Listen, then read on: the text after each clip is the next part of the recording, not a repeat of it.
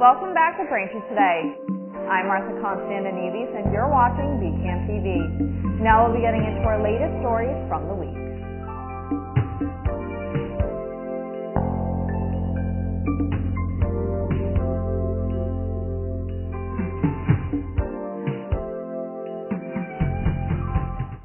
Welcome back to Braintree Today. I'm Martha Konstandinidis and you're watching BCAM TV. Now we'll be getting to our latest stories from the week.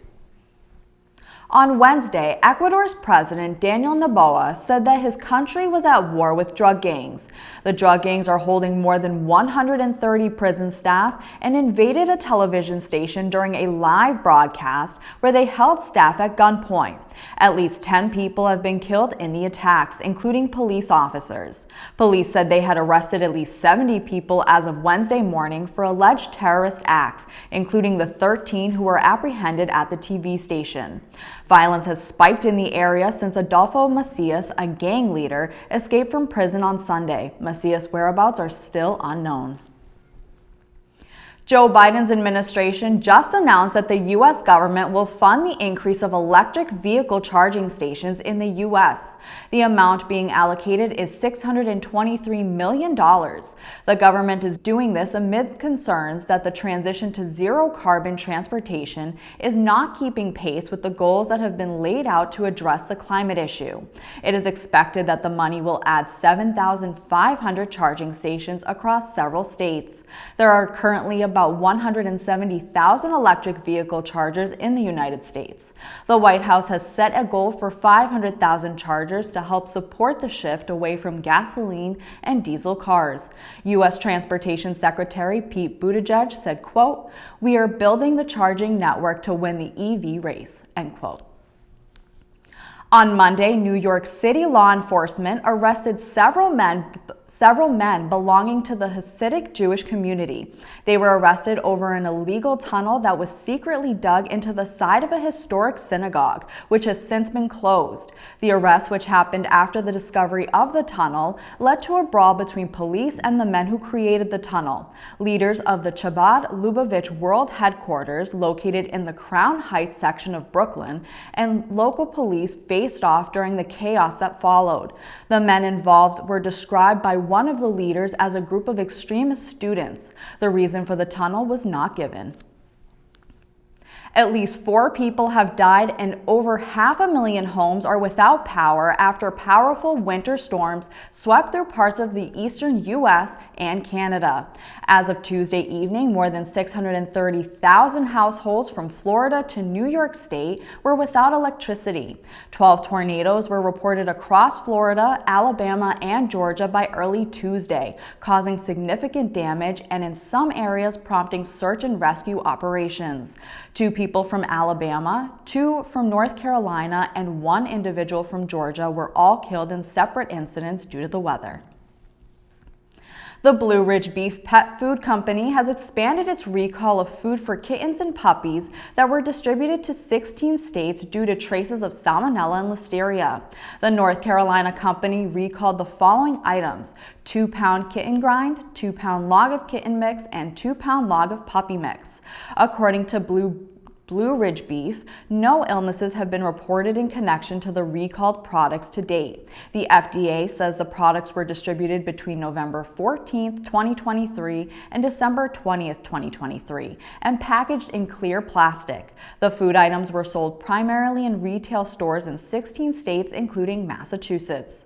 Humans can also become infected through handling the contaminated pet products, so consumers who bought the products can contact Blue Ridge Beef at blueridgebeefnc@yahoo.com for a full refund. Thanks for watching Braintree Today. We'll be right back with more after the break. Meet James. He was surprised to find out that he has elevated blood pressure, which could turn into high blood pressure. So he talked with his doctor about a healthy path to get his numbers down. He quit smoking, which makes a big difference for his overall heart health. He also cut down on salt by watching out for high sodium on food labels and added a 30-minute walk 5 days a week to his routine. These healthy steps weren't easy, but lowering his blood pressure was worth it. Learn more about his healthy path. Welcome back. Last week, the inaugural ball to celebrate Braintree's new mayor was held at the Pundian Society in Braintree. The sold-out ball on Bay State Drive saw a number of familiar faces, including Braintree's first mayor, Joseph Sullivan, Norfolk County District Attorney Michael Morrissey, working members of town government, and many more. I got the chance to catch up with a few folks heading into the ball. Here's more. Yeah, I'm excited about democracy. This is our third mayor after myself and Mayor Kokoris, and I think it's important that we come together as a community and we move forward with the challenges that face us as a community over the course of the next 4 years. And I think Erin's well positioned to help lead us through, I think, what will be some tough economic times, as well as some serious issues that we have to tackle here in our community. Yeah, so what changes would you like to see from the new administration? Well, I'm not one to give too much advice, to be candid. Having spent 12 years in office, there are a lot of challenges that come your way. What we attempted to do in my tenure was to kind of set a plan and set a course on behalf of the community. And in doing so, have good financial stability as well as economic development, make sure we're prioritizing our schools and public safety. And I think Erin will continue, hopefully, in that vein. But I know that she has a lot of energy as a civil engineer. She's intelligent. She's industrious. I know how excited she is to serve as our third mayor. And I think that she'll assemble a really good team. But what happens is you have a plan and you move forward in this plan, and then all of a sudden there's incoming and issues that you don't expect, and you have to deal with those issues. And so it can be anything from weather-related or just financial calamity at the national level that impacts you locally. There's all kinds of issues that come your way. But my expectation is Erin will lead us into the next 4 years, and Braintree is prepared for a great future. I think just a more proactive voice in Town Hall to push things forward. Okay, so kind of talking about tonight more, what are you most excited for tonight? The mac and cheese. I've heard very good things about the mac and cheese serving island. I'm very excited for that. Oh, I'm going to have to try that. All right. Well, I'm here to wish her well because I think she's taking the reins at a very difficult time. You know, as a district attorney, I see some of the issues that she's going to have to face, but I think the fiscal times are starting to change a little, and I know that she's smart enough to be up to the challenge, and I just want to wish her well. Absolutely. So, you? I'm somewhat of a neighbor of hers, and I've known her for a few years, and very excited for her, especially being a neighbor. And I know she's very excited, and she's already gone to work, so she's already out there. Awesome. That is great to hear. So, pivoting a little bit to tonight, what are you guys most excited about for tonight? I've heard some great things about the mac and cheese, so I don't know. I just we haven't been in there yet. We're lucky to get to the suits anyway. So we figured that it's not too often that we get out on a Friday night. So that we're happy to get out of the house. Absolutely. I volunteered for her campaign and knocked on doors for her. I went to a bunch of her events. I think she's 100% the right person at the right time for Braintree. I'm very excited. Awesome. So are you excited to see anything come out of the mayor's office, or are you excited to see any changes? I'd like to see more focus on our public schools, reducing our budget. During the campaign, she pointed out we have a $4.3 million deficit, which she has said she would like to fix. So I'd like to see more fiscal responsibility. Those would be some of my big issues. Yeah. On another note, while Tuesday's storm didn't bring any snow, it certainly caused problems locally. This is especially true for those who ride the MBTA, as flooding near the Braintree Red Line station stopped train service. While this was being sorted out, officials resorted to shuttle bus services between the Quincy and Braintree stations to move people. Luckily, the MBTA was able to resume train services for the 2 stops after a few hours of shuttles during the morning commute.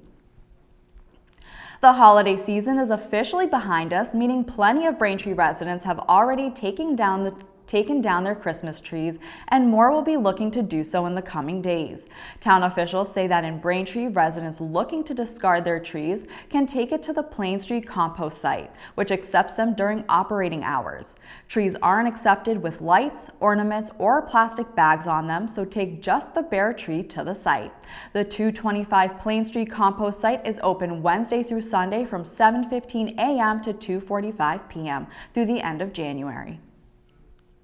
The Braintree Parks and Recreation Department are now selling tickets for a field trip to see the Boston Celtics play the Detroit Pistons at TD Garden.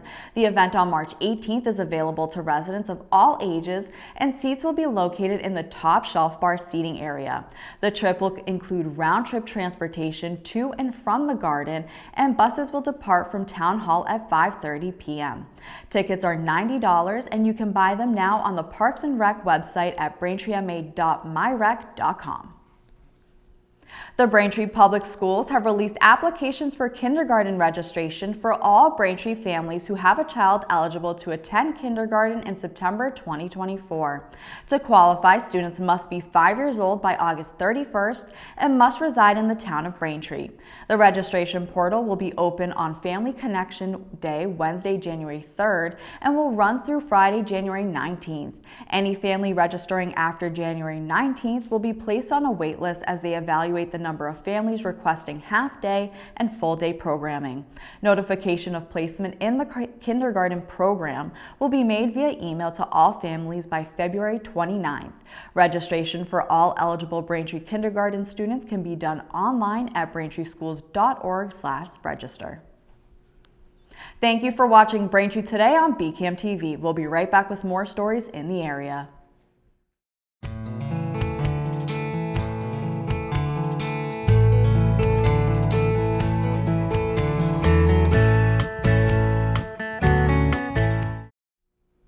Welcome back to Braintree Today. Now let's get right into more stories.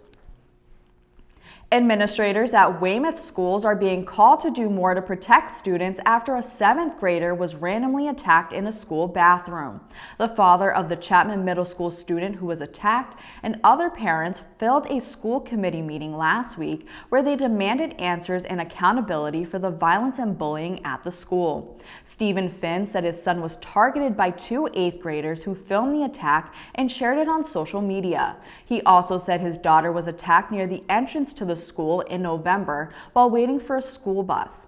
Last spring, school officials met with advisory groups of parents and students in an effort to address violence at Chapman. School Superintendent Robert Wargo said the district takes safety and wellness of all students seriously and that administrators are doing what they can to address the issues. A raccoon burned alive last week in Quincy is still receiving intensive treatment at the New England Wildlife Center. In a social media post, the center said the raccoon has shown resilience and a bright attitude.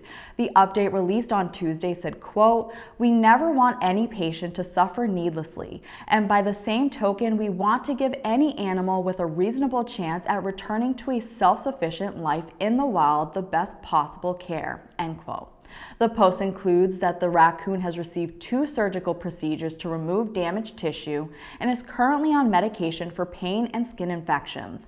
As of right now, the staff at New England Wildlife Center have decided to continue treating the animal in hopes to bring it to full health. The raccoon needed medical attention after a Quincy resident tried to burn the animal alive in their backyard. Iowa Debris, a local actress who grew up in Dorchester, took home a Golden Globe on Sunday night for Best Female Actor in a TV series. She won her Golden Globe for her role in The Bear, where she plays a young woman learning the restaurant business from a master chef. Back home, where she graduated from Boston Latin School 10 years ago, friends, family, and supporters have shared their reactions to the win. Boston Latin sophomore Erica Tavares said, quote, "I think it's just cool to see that these people who feel so far away from us, they were once where we are, and we can get to that place if we work at it," end quote. Data from the Massachusetts Water Resource Authority showed that COVID-19 levels in the Boston area wastewater have surged in recent weeks, reaching their highest level since the Omicron surge in winter of 2021. The detected levels are about 10 times higher than early November and higher than any point since January 2022. Even with wastewater levels increasing, the current surge is a small fraction of the Omicron surge 2 years ago. At that time, levels soared past surpass 11,000 COVID RNA copies per milliliter, whereas right now they sit at 2,743. As home testing has become the norm, wastewater readings have become an important way to track the amount of COVID-19 circulating in the community.